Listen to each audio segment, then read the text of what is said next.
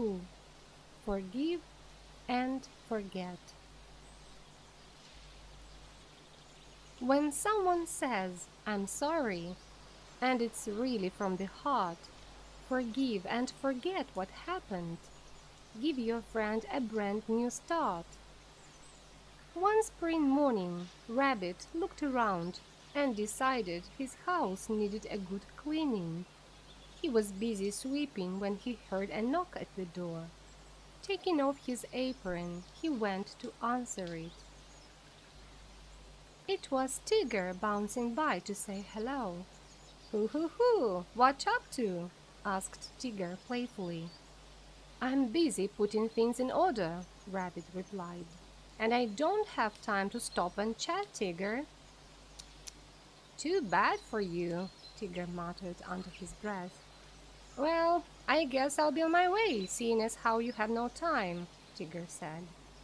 But he couldn't resist playing a joke on Rabbit before he left. While Rabbit was busy cleaning, Tigger turned back the hands on his clock. "Ta-ta for now. See you later, long ears," called Tigger, chuckling to himself. "Have a good time cleaning." Rabbit swept and dusted, polished and mopped, buffed and scrubbed, until his house was shiny and spotless. "Perfect," he said, admiring his hard work. Just then there was another knock at the door. This time it was Pooh and Christopher Robin, looking very puzzled. "Rabbit," said Christopher Robin, "where have you been? We've been waiting for you for hours to pick flowers." "Did you forget us, perhaps?" asked Pooh. "Don't be ridiculous," replied Rabbit. "Why, it's only noon, and I said I'd meet you at 3 o'clock." Christopher Robin looked at his watch. "Actually, it's almost 5 o'clock. Time for me to head home for supper," he said. "Sorry, Rabbit."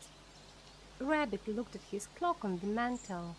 He held it up to his ear and listened. It seemed to be ticking just fine. How had it lost so much time? "Tigger!" Rabbit suddenly exclaimed. "I'll bet he played a prank on me and turned back the clock." Rabbit was angry. "Oh dear," said Pooh, trying to calm him down. "I'm sure Tigger was just having some fun. Besides, there is always tomorrow for picking flowers." But Rabbit didn't want to forgive Tigger. Instead, he stomped off in search of him. Rabbit found Tigger bouncing happily in the wood. "Say, isn't it a little late for an afternoon stroll, Rabbit?" Tigger joked.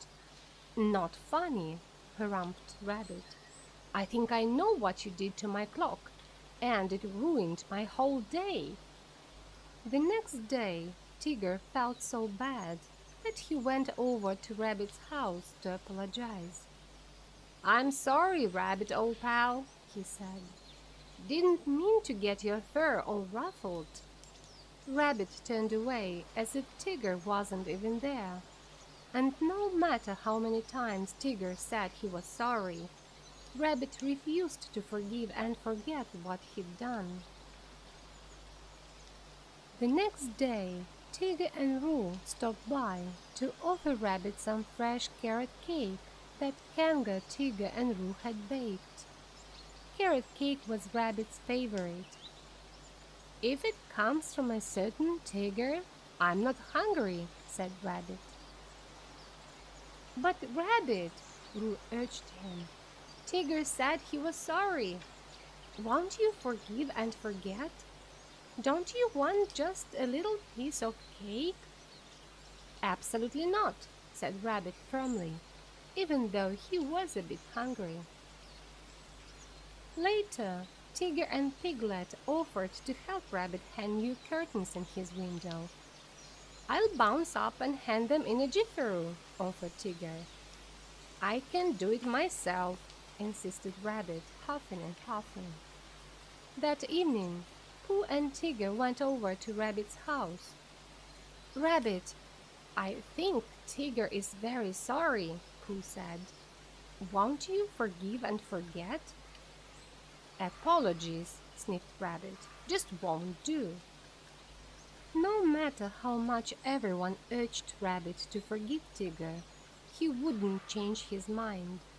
Then one rainy day, Rabbit was heading across a bridge when a strong gust of wind knocked him into the stream. "Help! Help!" cried Rabbit. Tigger heard his cries and quickly came to the rescue. "Don't you worry, Rabbit," said Tigger, tugging him safely ashore. "We Tiggers are expert swimmers, you know." "Phew!" said Tigger, panting. "That was a close one." Rabbit looked at Tigger, who was soaking wet. Rabbit knew that only a good friend would jump into the stream to save him. At that moment, Rabbit decided to forgive Tigger. When the sun came out the next day, Rabbit whipped up a crunchy salad and invited everyone to help him eat it. Tigger watched sadly as his friends dug in. Surely Rabbit wouldn't want to share with him. But to Tigger's surprise, Rabbit made an announcement.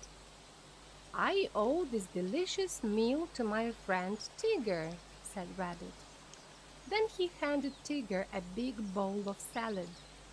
"Forgive and forget. That's what I always say," shouted Rabbit. "I forgive you, Tigger," Rabbit continued. "But there is one thing I'll never forget. What a good friend you were to rescue me. Thank you."